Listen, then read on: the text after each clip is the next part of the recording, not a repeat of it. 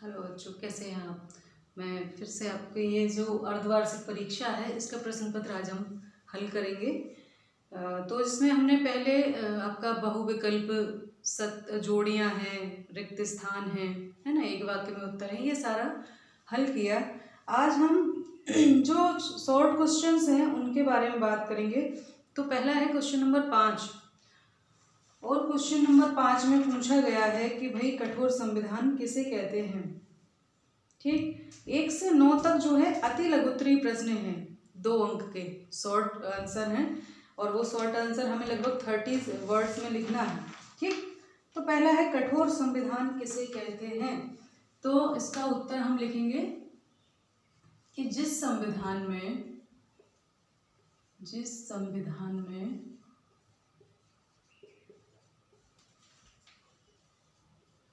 सरलता के साथ परिवर्तन ना किया जा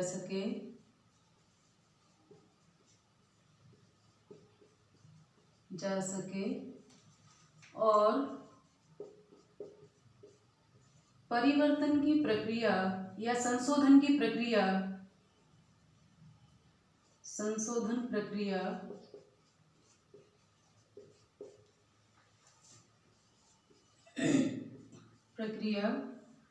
कठोर होती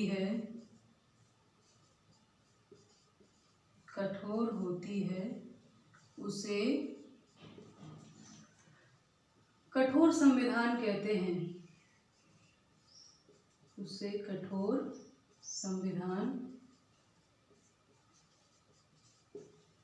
कहते हैं। ठीक है, यानी जो आसानी से परिवर्तित ना किया जा सके, यानी सामान्य कानून की जो प्रक्रिया होती है उससे हटकर थोड़ी अलग प्रक्रिया द्वारा जब परिवर्तन होता है या संशोधन होता है तो उसको कठोर संविधान कहते हैं। और जिन संविधान में साधारण जो कानून की प्रक्रिया होती है उसी के साथ ऐसे ही अगर परिवर्तन हो जाता है तो उसको लचीला संविधान कहते हैं। तो इनके अपने फायदे गुणदोष हैं। इसी का अथवा जो है वो है कानून का शासन क्या है, ठीक है, या विधि का शासन क्या है। तो यहाँ पर इसका आंसर आएगा समस्त कार्य कानूनों के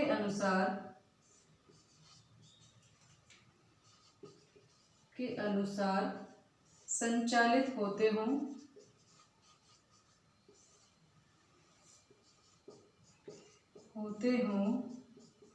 और विधि की प्रधानता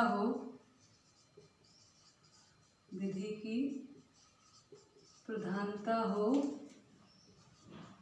उसे विधि का शासन कहते हैं।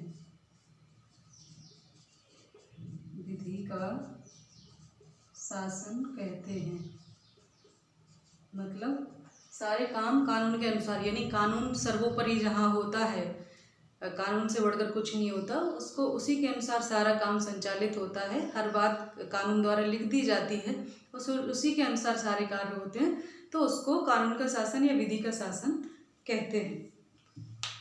अगला जो है क्वेश्चन नंबर 6।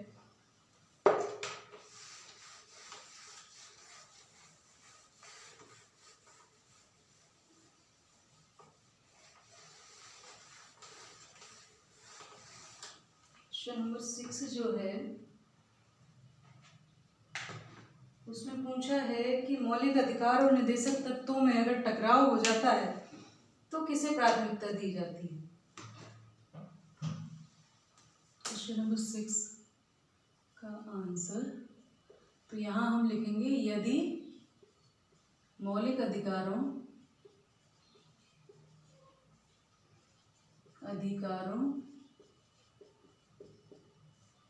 एवं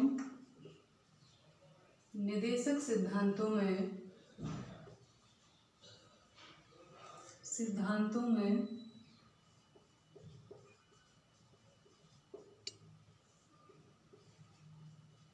टकराव की स्थिति बन जाती है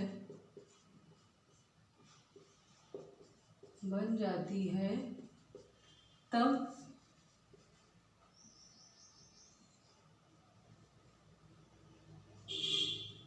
मौलिक अधिकारों को प्राथमिकता दी जाती है या मौलिक अधिकारों को वरीयता दी जाती है। मौलिक अधिकारों को वरीयता दी जाती है। लेकिन यहाँ पर एक चीज और ध्यान रखने वाली बात है, जिसको आप अलग से लिख लें कि अनुच्छेद 39B और C ऐसे निदेशक तत्व हैं या ऐसे निदेशक सिद्धांत हैं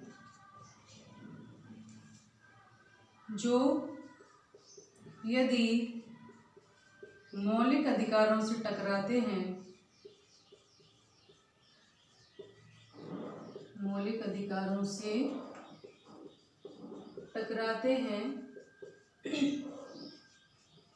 तो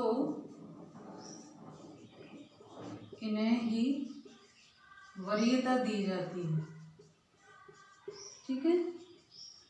अब टकराते कैसे हैं कि जब कभी कानून बन रहा हो और उसमें ऐसा हो जाए कि अगर मौलिक अधिकारों का कुछ काम करना है तो उससे निदेशक सिद्धांतों को हानि पहुंचती हो, या निदेशक सिद्धांतों के लिए कोई कानून बन रहा हो तो किसी का मौलिक अधिकार का हनन हो रहा हो, तो ये टकराव की स्थिति होती है। तो इसमें चूंकि मौलिक अधिकारों को प्राथमिकता दी गई है, तो आपका जो प्रश्न था उसका सीधा उत्तर ये है।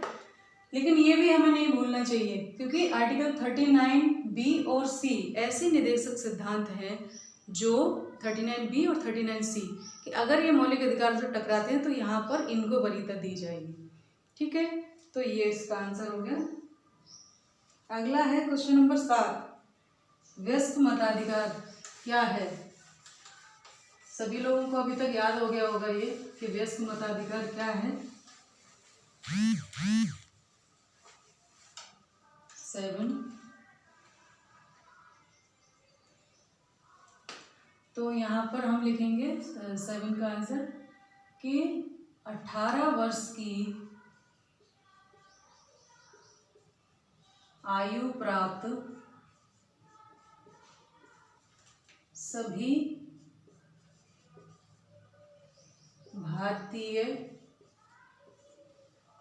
नागरिकों को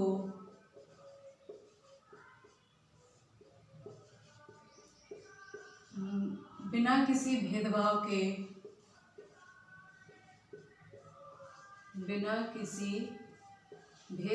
के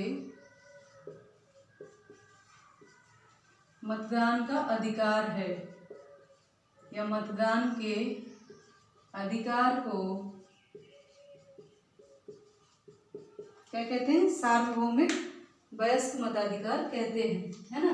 सभी स्त्री पुरुष, चाहे वो गरीब हो, अमीर हो, शिक्षित हो, अशिक्षित हो, है ना, के वयस्क के मतदान के अधिकार को सार्वभौमिक वयस्क मताधिकार कहा जाता है। मताधिकार कहा जाता है। ठीक है। अगला है कि चुनाव, ये तो अपने भारत के संदर्भ में है, पर सार्वभौमिक वयस्क मताधिकार का मतलब होता है कि एक निश्चित आयु वर्ग प्राप्त सभी स्त्री पुरुषों को समान रूप से मतदान का अधिकार प्राप्त होना सार्वभौमिक वयस्क मताधिकार कहा जाता है। यानी कहीं 16 वर्ष है किसी देश में वयस्कता की आयु, कहीं 20 वर्ष है, पहले भारत में भी 21 वर्ष थी, इसको घटाकर 18 वर्ष कर दिया गया। तो 18 वर्ष चूंकि हमने इसलिए लिखा कि हमारे भारत में ये चीज़ है, लेकिन अन्य देशों के लिए राजनीति विज्ञान के संदर्भ में यदि आप लिखते हैं तो इस पर ऐसे लिखेंगे कि एक निश्चित सुनिश्चित आयु प्राप्त वर्ग को बिना किसी भेदभाव के मतदान का जो अधिकार प्राप्त होता है उसे सार्वभौमिक वयस्क मताधिकार कहते हैं। इसका जो अथवा है उसमें पूछा है चुनाव आयोग के 2 कार्य लिखिए, तो इसको हम ऐसे लिख सकते हैं, चुनाव आयोग के 2 कार्य निम्नलिखित हैं। है ना, निम्नलिखित हैं। कौन कौन से हैं? एक तो ये है मतदाता सूची तैयार करना, मतदाता सूची तैयार करना, है ना, और दलों को मान्यता देना। दूसरा है दलों को मान्यता देना, दलों को मान्यता देना। ठीक है, तो ये आपका यहीं कंप्लीट हुआ। सभी को नमस्कार, ध्यान रखिए, पढ़ाई करते रहिए। मैं आपके साथ हूँ। नमस्ते सभी।